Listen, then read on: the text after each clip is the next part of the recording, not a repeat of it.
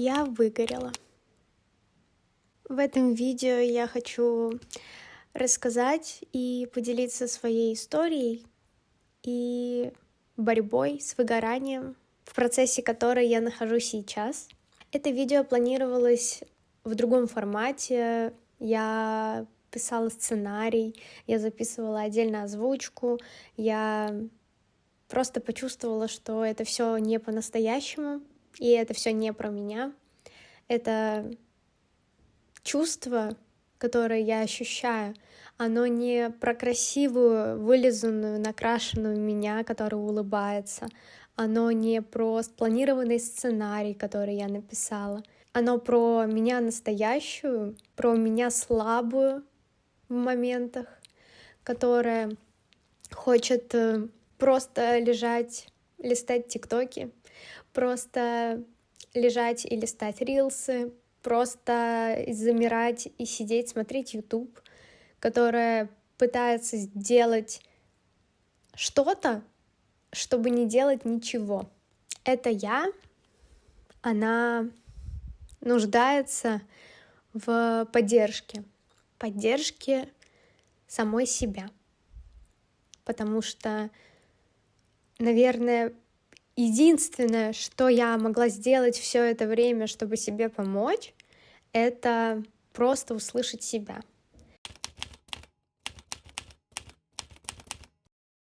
Я буду вести повествование вот так по-живому, и на фоне вы можете смотреть, как я убираюсь и делаю хоть какие-то попытки, чтобы выбраться из этого выгорания.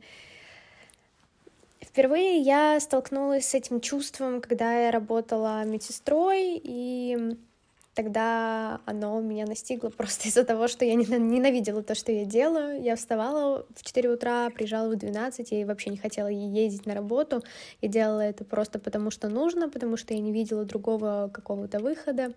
Я какое-то время игнорировала, пошла к неврологу, пила таблетки успокоительные, снотворные, но, к сожалению, через полгода все повторилось, и тогда я уже приняла решение уволиться и вот стала тату-мастерицей. Деятельность тату-мастерицы, конечно же, мне нравилась намного больше, я очень люблю это дело, я очень люблю творчество, и мне очень нравится все, что с этим связано, но на энтузиазме, чувстве вдохновения и желания пробить какой-то свой потолок, заработать большие деньги, делать все, что может помочь мне как-то развиваться, и учитывая то, что я очень трудолюбивый человек, я всегда все делала как бы сама, я же молодец, я всего добьюсь, я не давала себе никакого отдыха, который мог бы меня восстанавливать. То есть я работаю, в выходные я тоже работаю, потому что есть абсолютно разные как бы деятельности, которые можно считать отдыхом со стороны, но по факту это тоже работа. То есть мозг все равно напряжен. И поэтому как бы я просто раз выгорела, дала себе наконец-то немножко отдохнуть, 2 выгорела, дала себе немножко отдохнуть, 3 выгорела, дала себе немножко отдохнуть. И как бы когда ты возвращаешься, у тебя есть опять силы, ты опять хочешь что-то делать, появляется вдохновение. Но когда это уже превращается в какую-то систематичность, то отдых уже не помогает такой, как бы маломальский.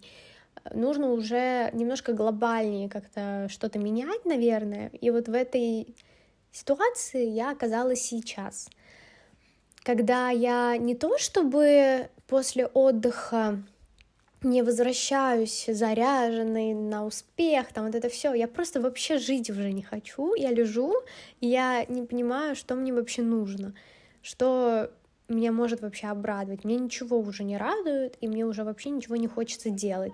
И вот в это время я подумала, а я ради чего вообще живу? Я ради чего эти деньги зарабатываю? Чтобы что? И я поняла, что что-то делаю не так, что мне нужно что-то изменить, потому что я хочу быть счастливой, а то, что я делаю, оно мне не приносит никакого счастья. Все эти достигаторства в Инстаграме, в работе, попытки кому-то что-то доказать, оно мне не приносит счастья. Я выгорела, и я злюсь на всех. Я злюсь на саму себя. Меня до трясучки просто вот что-то может бесить. я ничего не хочу, у меня ни на что нет никакого вообще желания, вдохновения, я уже молчу про какую-то там работу, то есть это все, оно просто уже шло на каком-то автомате, как будто я робот. И я решила, что я начинаю этот путь борьбы с этим выгоранием. И я бы не хотела, чтобы это было тоже из какого-то сопротивления. Мне хочется, чтобы это было из любви к себе в первую очередь. Потому что я поняла, что я себя загнала в такое состояние, которое страшно просто его видеть на самом деле. Не хочется, чтобы я ощущала себя так. Поэтому да, все началось с психолога. Я уже просто не знала, что делать, я до трясучки бесилась и злилась, и я поняла, что я сама не справляюсь, мне нужен психолог. Мы начали сессии, я занимаюсь на ясно, если кому-то интересно, и я начала опять психотерапию. Это мой второй опыт. Предыдущий длился полгода и дал свои хорошие плоды стабильные. Я ушла в хорошее эмоциональное состояние, но потом через пару месяцев вернулась, и оно опять испортилось. Но в терапию было сложно возвращаться, поэтому мне понадобилось время. Потом вот в такой момент выгорания я опять вернулась. Сейчас я нахожусь в терапии, и это помогает. Это действительно помогает. Что еще может помогать помимо этого? Общение с близкими, поддержка родных людей. Мой молодой человек меня очень поддерживает, когда мне грустно, когда я могу быть агрессивной. Я очень благодарна тебе, Саша, за то, что ты меня поддерживаешь. Я очень хочу это исправить и очень хочу быть лучшей версией себя, и поэтому я буду стараться и работать над своим психическим состоянием тоже. Первое — это психолог и близкие люди, которые могут вам помочь, оказать поддержку, проводить больше времени с друзьями, с близкими. Может быть, даже знакомиться с новыми людьми, если у вас есть на это ресурс. Но у меня, к сожалению, пока не особо. Следующее, что дало самый большой какой-то результат, это отдых. Я всегда недооценивала то, насколько важен качественный отдых. И я столько про это слышала, столько просто миллионов раз видела какие-то надписи в рилсах или просто в интернете, как важен качественный отдых и все такое. Но пока ты с этим не столкнешься, ты не поймешь, насколько важен и насколько важно понять, что именно для тебя качественный отдых, потому что ты можешь реально отдыхать по факту, но не чувствовать себя отдохнувшим. Ты можешь ты можешь вообще ничего не делать, но при этом чувствовать себя ужасно нагруженным, ужасно уставшим. И, наверное, тут очень важно попытаться как-то прозрачно посмотреть на эти вещи, чтобы понять, а что именно для меня отдых, потому что раньше для меня моя работа казалась отдыхом, соцсети казались мне хобби и отдыхом, но сейчас я ощущаю это как работа, и я чувствую себя никому ничем не обязанной и отдохнувшей, когда я не выхожу в истории, например. Чтобы мне выйти в истории теперь, мне нужен ресурс, мне нужно быть отдохнувшей. То есть я не могу вещать и снимать какой-то контент, транслировать что-то, не чувствую себя в ресурсе, не чувствую себя отдохнувшей.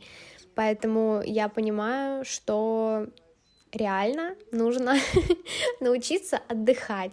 И раньше я думала, что просмотр фильмов, ютуба, рилсов и тиктока — это для меня отдых, но иногда, к сожалению, это для меня не отдых, а способ сбежать от того, что меня на данный момент тревожит. Например, сегодня утром я хотела сделать йогу, я хотела там размяться, позавтракать, еще что-то, но я несколько часов после пробуждения сидела в рилсах и смотрела YouTube и не могла остановиться. Мне было очень сложно, я вообще не могла как-то...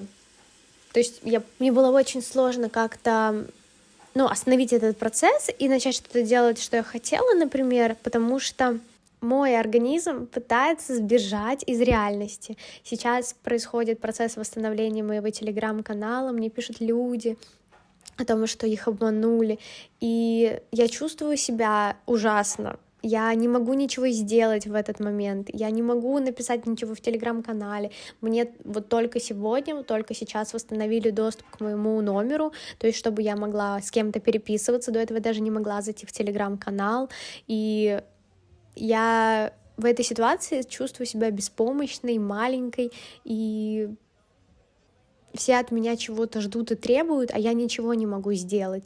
И мой защитный механизм работает так, что я просто пытаюсь не думать об этом, и поэтому я сижу, смотрю рилсы и сбегаю из реальности. И то же самое можете делать вы, но игнорируя что-то другое. У меня такое было, когда я игнорировала то, что мне нужно было отдохнуть. Я работала весь день, ужасно уставала. Я приходила домой, не успевала даже полностью снять штаны, садилась на кровать и еще могла час смотреть рилсы. Не отдыхать, идти в душ, кушать, ложиться спать, а смотреть рилсы. То есть мой организм просто сбегал туда, в какую-то реальность другую. И поэтому очень важно понимать, когда мы что-то делаем, отдыхая, точно ли мы отдыхаем. Я поняла, что для меня йога, медитации, всякие там кундалини-йога, общение с моим молодым человеком зачастую, но тоже не всегда, к сожалению, чтение, сессии с психологом, уборка — это более медитативный и разгружающий голову процесс, но тоже, опять же, не всегда, потому что я могу убираться из злости, из тревоги, то есть, когда мне нужно восстановить ресурс, но у меня, допустим, есть силы, я могу убраться, и уборка будет для меня медитативным процессом, как в этом видео. Я немножко меняла декор дома, всякие мелочушки, убирала все, потому что у меня появилось время, и, соответственно, для меня в этот момент было комфортно, не из тревоги, не из выплескивания каких-то эмоций. И то же самое касается, допустим, йоги, то есть я тоже делаю это не из заставления себя, а из-за того, что я хочу сейчас, у меня есть силы, и я хочу сейчас в это пойти. Вот так. Собственно, главное, что я убрала, это работа. Я знаю, что это звучит очень, наивно, но я тоже не думала, что я могу вот так вот просто взять и убрать, допустим, какую-то часть работы, потому что я же буду меньше денег зарабатывать. Но что я могу сказать со своей ситуации? У меня есть накопления небольшие, которые могут мне позволить какое-то время зарабатывать меньше, и я просто могу урезать свои хотелки, и я могу, соответственно, не откладывать новые сбережения. И вот, собственно, в этот момент я это и сделала. Я перешла только на проекты по своим эскизам, я сократила рабочие дни очень сильно. Если раньше я работала от 13 до 15 дней в месяц, то сейчас я сократила, и вот в декабре у меня будет 8 рабочих дней в месяц. Я надеюсь, что это поможет, потому что когда появляется больше свободного времени, то я задумываюсь, а что я хочу сделать, и я понимаю, что я не знаю. То есть я как будто все равно пытаюсь найти дела, которыми я хочу затыкнуть эту дырочку свободную. То есть не отдохнуть, а именно сделать что-то полезное. И вот это полезное, оно пошло нахуй просто. Бабушка, извини, я знаю, что ты смотришь это. Просто вот это вот все, что мне постоянно в голову приходит, когда у меня появляется свободное время, или даже если оно не появляется, я всегда предпочту отдыху что-то полезное, то есть что-то для контента, что-то для работы, что-то просто потому, что мне нужно сделать, потому что дома грязно, там убраться, например. Меня бесит этот концепт полезного, то есть делать все, потому что это мне принесет какие-то плоды в будущем. Я иногда хочу сделать что-то, что мне не принесет никаких плодов, что-то, что мне в моменте хочется.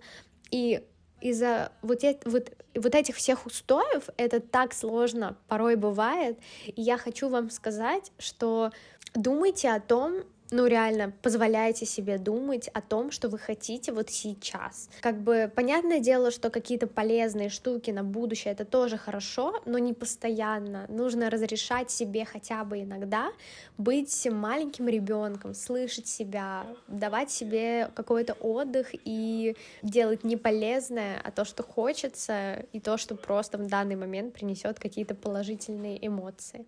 Дальше это какие-то маленькие вещи, которые я могла бы назвать, которые мне приносят какие-то положительные эмоции, помимо йоги, медитаций.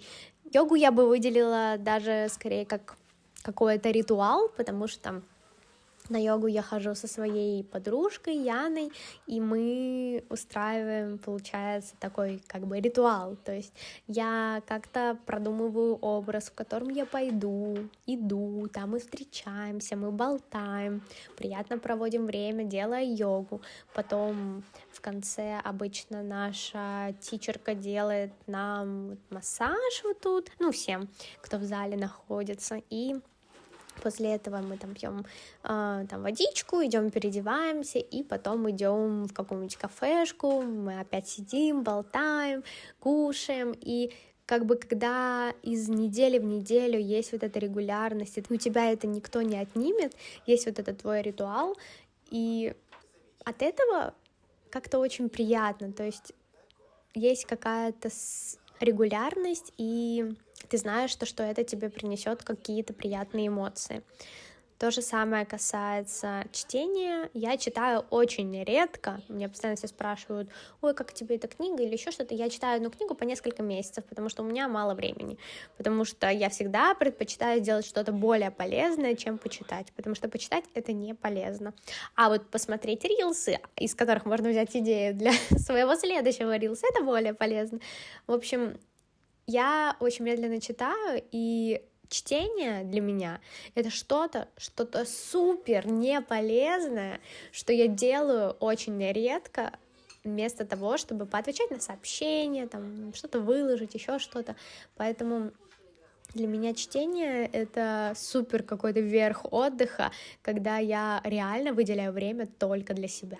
Может быть, у вас это будет что-то другое, например, вот рисование, вязание, плетение из бисера, может быть, вы какие-то подделки любите делать, а может быть, что-то дома украсите к Новому году тому же, например, или свечки какие-нибудь сварите, или разрисовываете.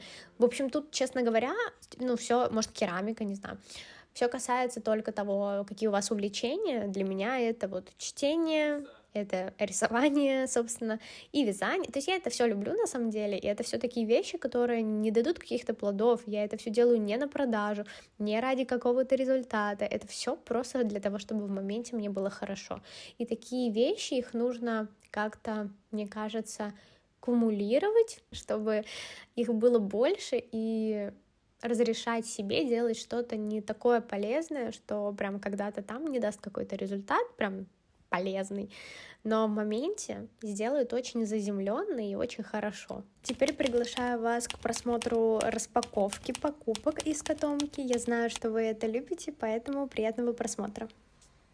Вчера вечером я была на мероприятии у котомки.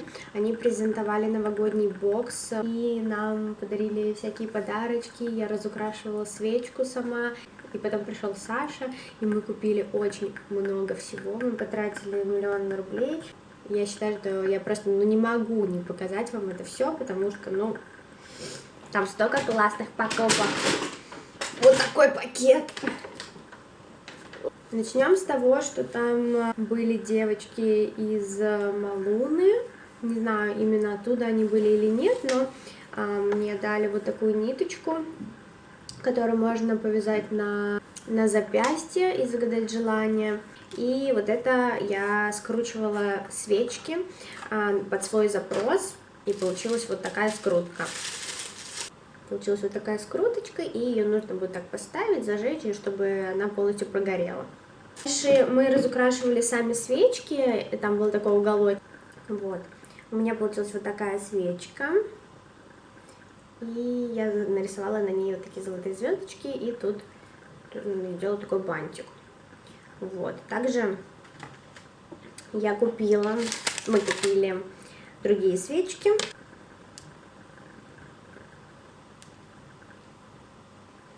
После этого у нас вчера Мелисса скинула мою кружку, которую мне делала моя подружка из Питера, керамистка. Я очень расстроилась, она разбилась, но мы купили 2 новые. Мне кажется, такая супер простая, лаконичная, она бежевого цвета. У нее очень тонкая стенка, что я обожаю. Мне очень нравится пить из очень тонких стенок. Вот, она такая мятая типа, у нее большая ручка, очень удобно держать.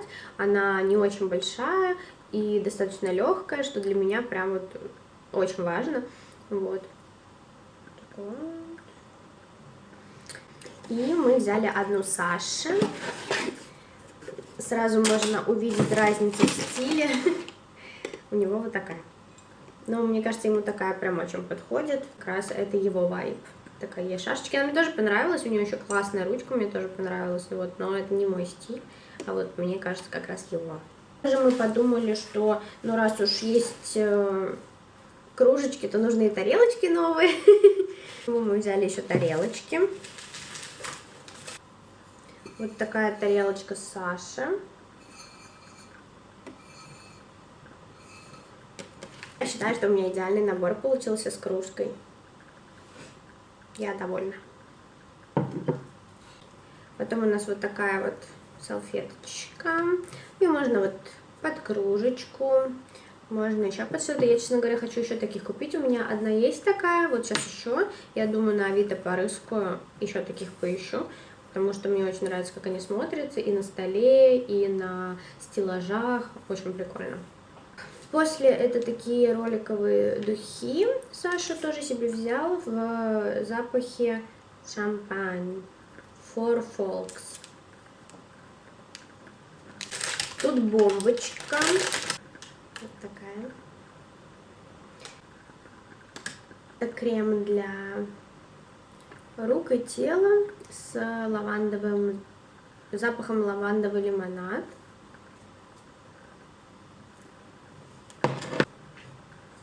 Мне очень понравился этот цветочек, я прям осталась очень довольна. Бокс, ради которого мы собирались, это новогодний бокс от Котомки с слэш-дизайн Маши Сомик. Это ее, как я понимаю, иллюстрация на нем. Вот, и они вместе работали над ним, чтобы принести какую-то частичку чего-то хорошего, доброго. Смотрим, что там внутри. Ой! Ой, тут... Блин, это набор для ванны, идеально. Я хотела. Блин, можно было бомбочки не покупать. Я не знала. В общем... Ой... Тут, короче, соль для ванны, имбирный пряник. Очень вкусно пахнет в таком мешочке. И вот такие 2 бомбочки. Блин, супер, я рада. Уже хочу поскорее опять ванну принять.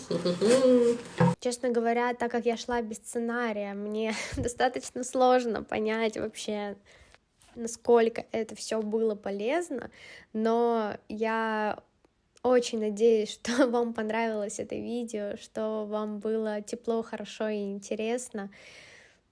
Я желаю, чтобы вы не выгорали, чтобы вы жили полную, насыщенную красками жизнь, которая приносит вам только удовольствие, тепло и позитивные какие-то эмоции, а все, что негативное, оно было таким обволакивающим и все равно трансформирующим.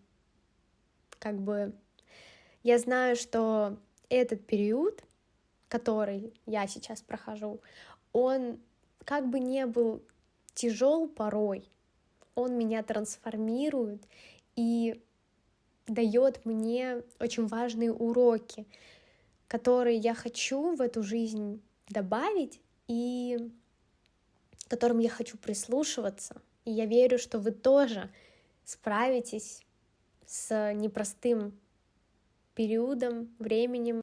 Мы все справимся. Я вас целую и обнимаю. Что делаешь? Ты очень красивая.